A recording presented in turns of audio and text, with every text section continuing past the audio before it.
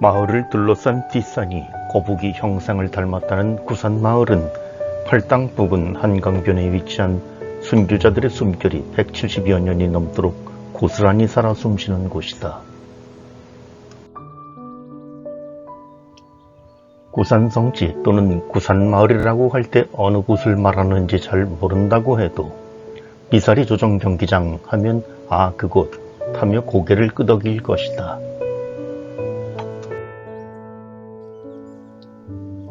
경기도 하남시 망월동에 위치한 구산마을은 먼저 103위 한국 순교성인 중 한 분인 김성우 안토니오를 비롯해 박해시대에 많은 순교자가 탄생한 유서 깊은 사적지라는 데서 그 교회사적 의미를 찾을 수 있다.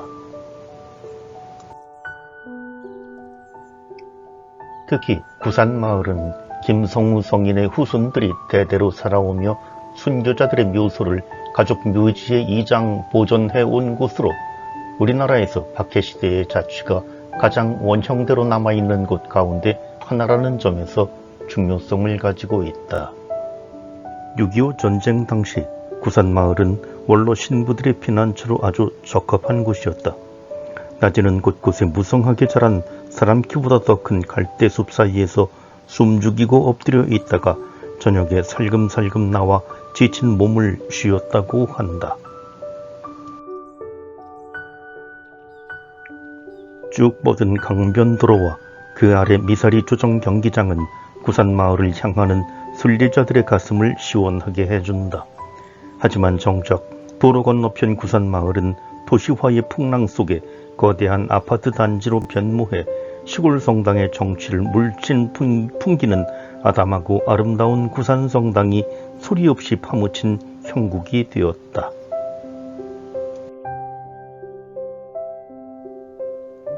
게다가 1836년 모방신부가 건립한 구산 공소를 모태로 1979년 신장성당에서 분리 승격해 김성우 안토니오 성인의 생가터에 설립된 구산성당과 그 인근 부지가 2009년 시작된 미사 보금자리 재개발 사업에 포함되어 이전을 강요당했다.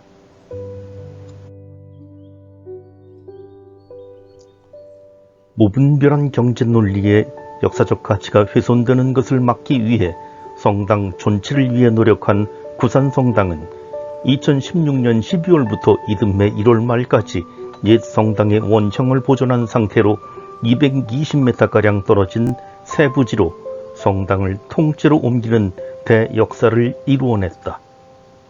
국내에서 최초로 콘크리트 건축물을 하루에 10m 정도씩 옮기는 이전 작업을 성공적으로 마침으로써 교우촌의 역사와 문화재적 가치를 지키는 좋은 사례가 되었다. 구산성당에서 걸어서 15분 남짓 거리에 조성된 구산성지 또한 무분별한 개발과 도시화로 인해 많은 상처를 받았다. 1980년 로마 교황청이 세계 순례 성지로 지정하고 2001년 그 역사적 문화적 가치를 인정받아 경기도 하남시 향토유적 제4호 지정된 구산성지는 김성우 안토니오 성인과 순교자 8명이 출생 순교한 후 묻힌 곳이며 최근까지도 그 후손들이 교우촌을 이루어 살았던 유서 깊은 곳이다. 하지만 현재 성지를 포위라도 하듯 고층 아파트가 사방을 둘러싸고 있는 형국이다.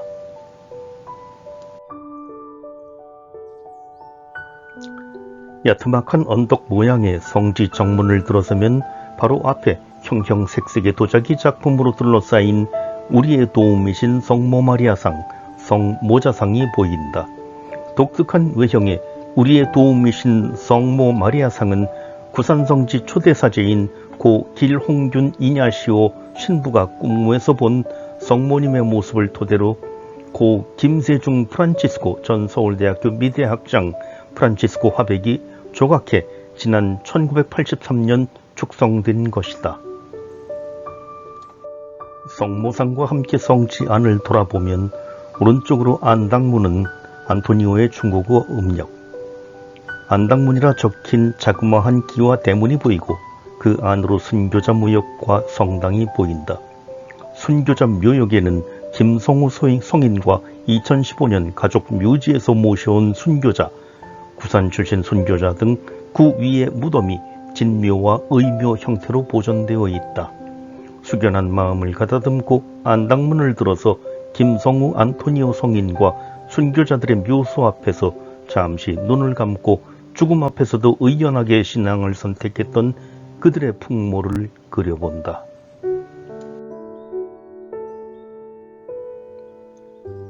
양반의 자제로 태어나 유복한 살림과 존경받는 가문에서 남부러울 것도 없었던 김성우가 신앙의 험로를 걷기 시작한 것은 1830년경으로 알려져 있다.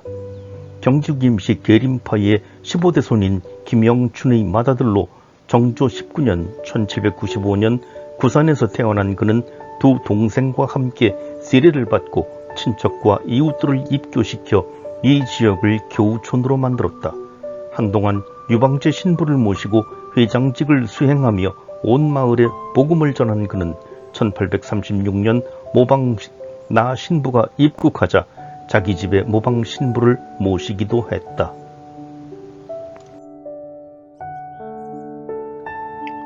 (1839년) 기해박개 때 체포되었다가 간신히 풀려났던 그는 1840년 1월경 다시 가족들과 함께 붙잡혀 한양 포도총으로 압송되었다.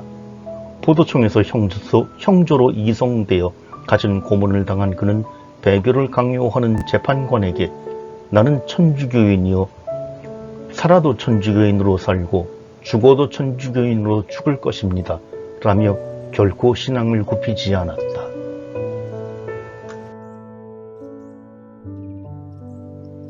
요지부동의 굳은 신앙에 결국 그는 이듬해 4월 29일 47세의 나이로 순교했고 1925년 7월 5일 교황 비오 11세에 의해 복자품에 올랐다가 마침내 1984년 5월 6일 교황 성 요한 바오로 2세에 의해 시송되었다.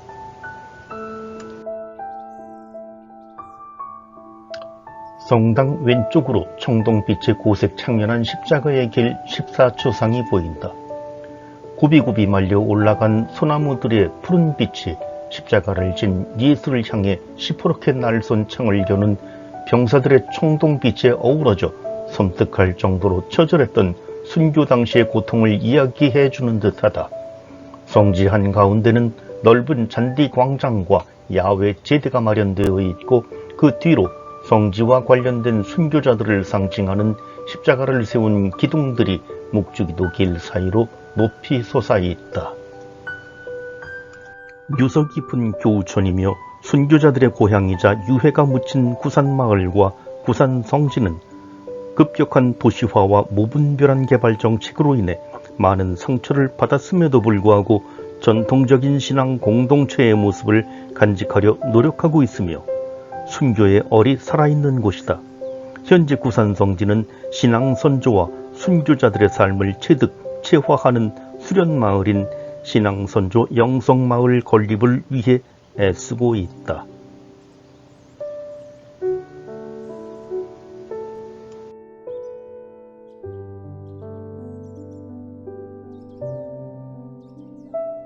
모방신부가 방문한 공소 중에서 그 자취가 남아있는 곳으로는 거북매, 곧 구산, 광주군 동부면 망원리로 현 하남시에 있다.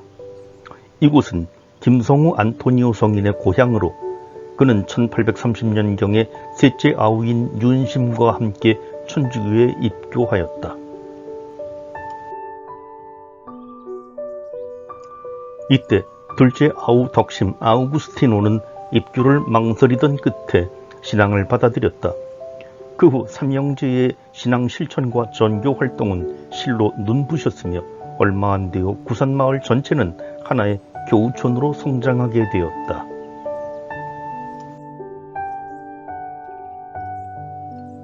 김성우는 3년 뒤인 1833년에 유방제 신부가 조선에 입국하자 성사를 자주받기 위해 서울 느리골 어의동 즉 서울 효제동으로 이주하였다가 동대문 밖 가까이에 있는 마장안 서울 마장동으로 이주하여 생활하였다.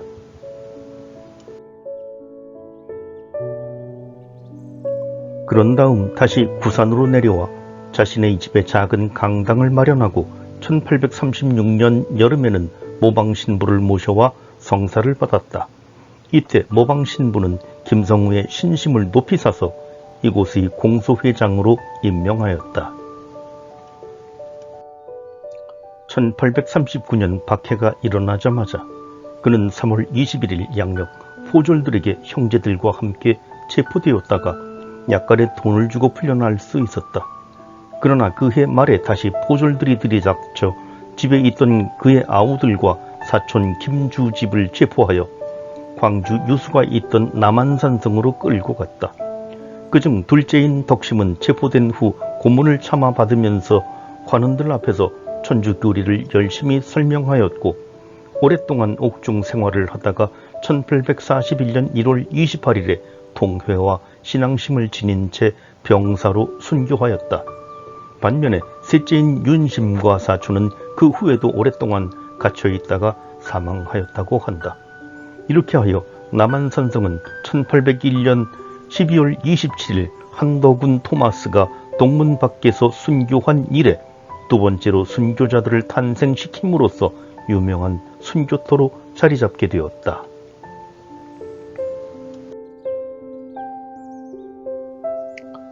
아우들이 체포되기 전에 김성우는 지방으로 피신하였으나 끝내 포졸들의 수색망에 걸려 1840년 1월경에 체포되었으며 사학의 괴수라는 명목 아래 포도총으로 압송되었다. 옥에 갇혀 있으면서도 그는 자신의 집에 온 것처럼 행동하였고 외교인 죄수들에게 교리를 전하여 2명을 입교시키기까지 하였다. 또 석방된다는 것은 꿈에도 생각하지 않았을 뿐만 아니라 옥중에서 생애를 다하려고 다짐하기까지 하였다.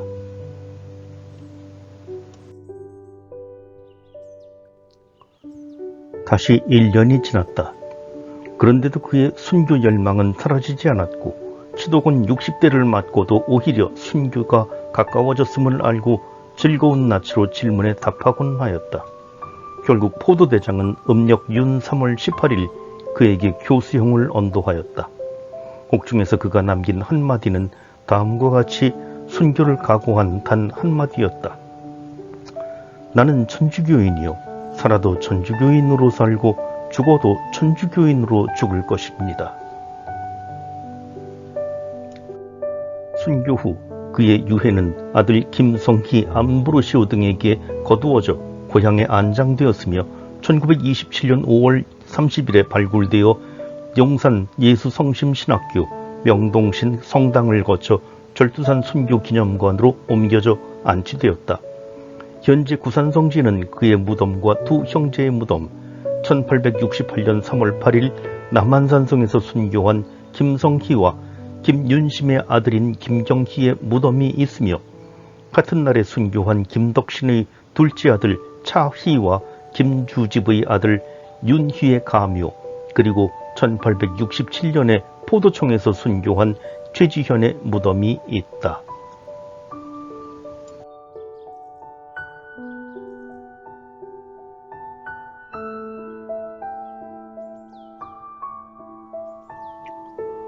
이곳의 첫 번째 애화는 1636년 12월 14일 청나라의 침입을 받아 한양이 위태롭게 되자 인조가 세자와 백관들을 대동하고 피난해 오면서 시작되었다.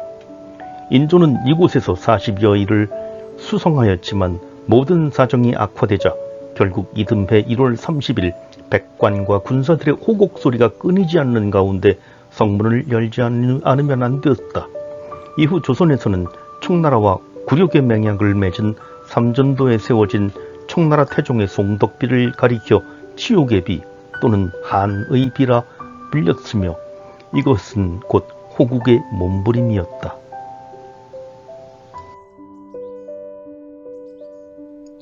그로부터 200여 년이 지난 1839년의 박해 때 남한산성에서는 두 번째 애환이 있게 되었으니 이것은 바로 호교를 위한 몸부림이었다. 그러나 이 몸부림은 천성의 승리로 결실을 맺게 되었고 신앙인들의 노래는 훗날까지도 이어져 남한산성 한 모퉁이를 치명터로 만들었다. 당시 이곳이 치명터가 된 이유는 1626년 산성리가 형성되고 1795년부터 광주 유수가 성안에 거처했기 때문이다. 그러므로 박해가 계속되는 동안 광주 일대에서 체포된 수많은 신자들이 이곳으로 끌려와 모진 형벌을 받으면서 배교를 강요당했고 신앙을 지키기 위해 세속의 모든 부귀와 육신의 고통을 버려야만 했다.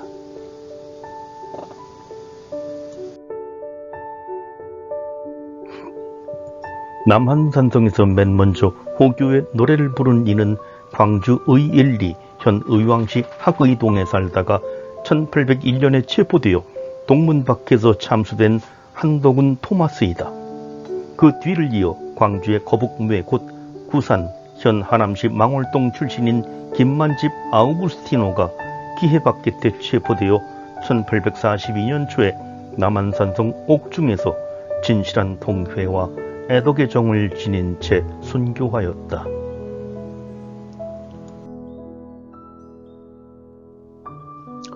한편 김만집의 형 김성우 안토니오 성인은 이때 포도청과 형조에서 수많은 형벌을 받은 뒤 1841년에 교수형을 받아 순교하였으며 셋째 김문집 베드로는 김만집과 함께 체포되어 남한산성으로 끌려가 오랫동안 옥중 생활을 하다가 1858년경에 석방되었다. 이곳 남한산성에서 다시 순교자가 탄생한 것은 1866년의 병인박해 때였다.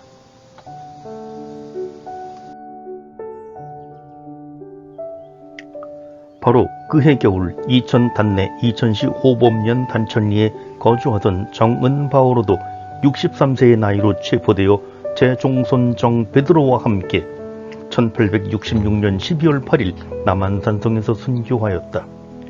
당시 남한산성의 광주 유수가 그들에게 내린 사형은 일명 도배형 또는 도모지라고 부르던 백지사였다.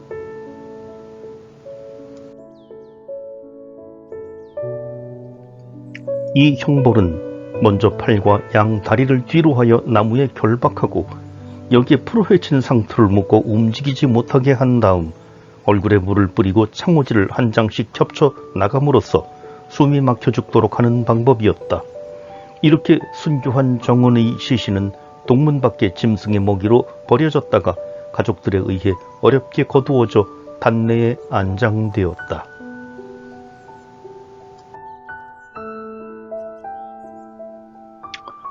박해자의 손길은 얼마 되지 않아 이미 교우촌으로 알려져 있던 구산에 뻗쳤다. 이내 김문집 베드로를 비롯하여 집안의 어른 남자들이 모두 체포되었고 남한산성으로 끌려가 문초를 받게 되었다.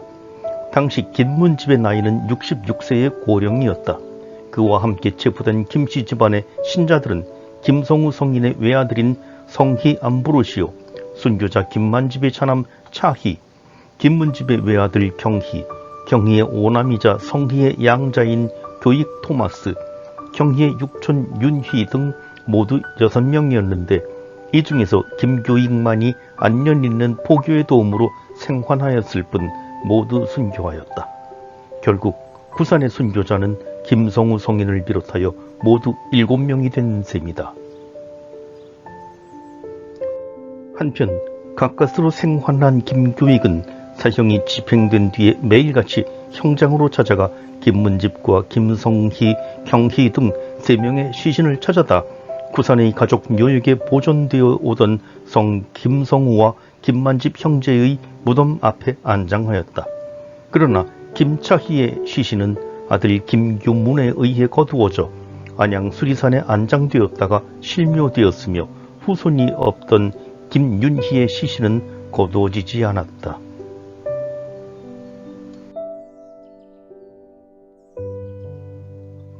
이처럼 구산과 단내에서 시작된 신앙을 천상의 영복으로 연결게 한 남한산성에는 이 밖에도 수많은 순교자들의 애환과 몸부림이 어려있다. 그러나 지금도 계속되고 있는 순교토 매입과 사족지 작업은 어렵기만 한 상황이다. 순교자들이 살아서 들어갔던 동문과 배교하지 않고 시체가 되어 나온 시구문 모두가 우리에게 한 시대에 그러나 잊어서는 안 될 역사를 증언해주고 있다. 오늘도 성지에는 순교자들의 전구가 깃들어 있다.